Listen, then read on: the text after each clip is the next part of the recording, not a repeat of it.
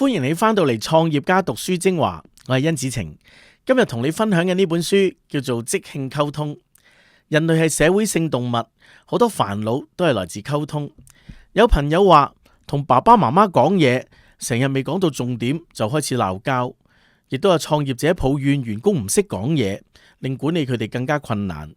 但我一直都相信，只要雙方都真誠咁希望達至雙贏，溝通其實係有規律，可以變得更加高效嘅。作者馬特·阿帕拉罕斯係美國嘅傳播學專家，幫助過唔少人喺關鍵場合發言，好似第一次做路演或者係諾貝爾獎典禮。佢喺史丹福大學開嘅即興溝通課程，係商學院最受歡迎嘅課程之一。好多學生話上完佢嘅堂之後，甚至唔會再怕俾人突然間點名叫佢即席演講添。作者自細因為個名嘅英文字母排得前，經常被老師點名叫佢答問題。自細已經訓練緊即興溝通。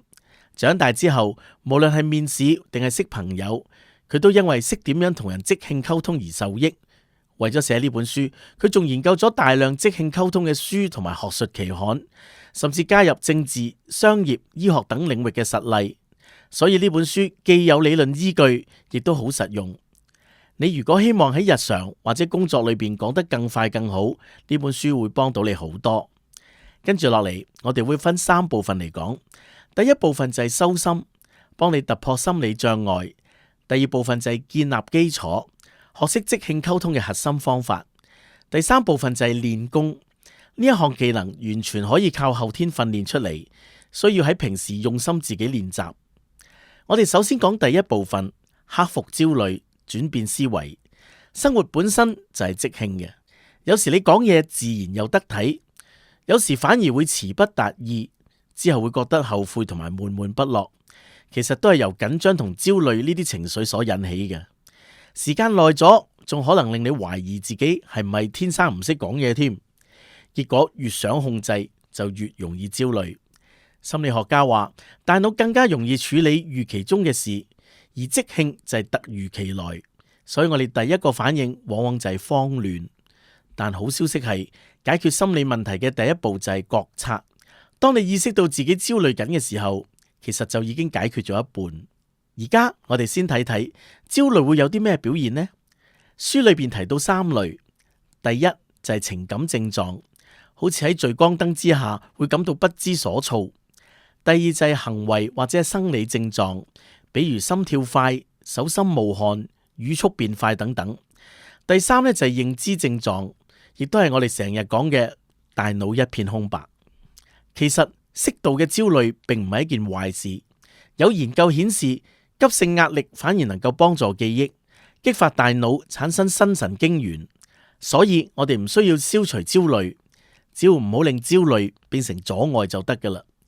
咁我哋點解會焦慮呢？作者歸納出3個原因。第一就係聚光燈效應，總係覺得大家喺度望住你，會放大自己每一個小失誤。呢種恐懼甚至比面對昆蟲、黑暗，甚至企喺好高嘅地方仲強烈。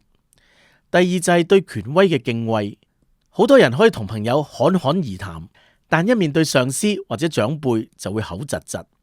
第三就係完美主義，成日想俾人留低好印象，腦裏邊嘅小劇場不斷咁自我審查，結果壓力就越嚟越大。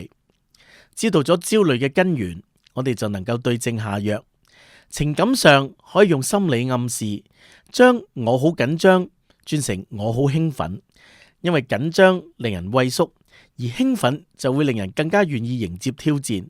好似我之前講潛能覺醒呢本書嘅時候，亦都有提到，積極嘅心態能夠幫你聚焦喺解決方法，而唔係喺失敗上邊。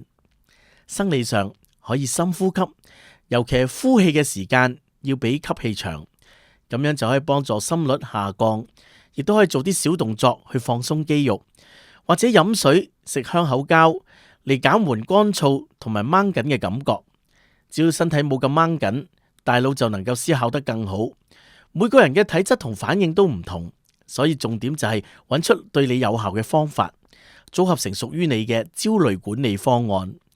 當你下次再遇到即興場景，唔使再怕慌亂失控，而係有一套方法幫你加入創業家會員，同我哋踏上連續創業終身學習嘅旅程。成為會員，你可以足本重溫全部內容，系統吸收最重要嘅知識，人工智能、網絡營銷、團隊管理、個人能力，全部一次過學齊。我哋唔止教知識，更會定期安排見面同交流，互相督促，互相學習，一齊進步。創業家係一個你將來會慶幸自己早 subscribe 嘅 channel。會員專享包括 App 嘅內容庫、超過600小時實戰影片、超過300本讀書精華、專屬課程與工具包持續更新，每年3次個人諮詢，針對你嘅實際難題落地解決。如果你都想穩步升級，請即刻 Subscribe 撳埋通知鐘仔，支持我哋營運，立即加入創業家會員，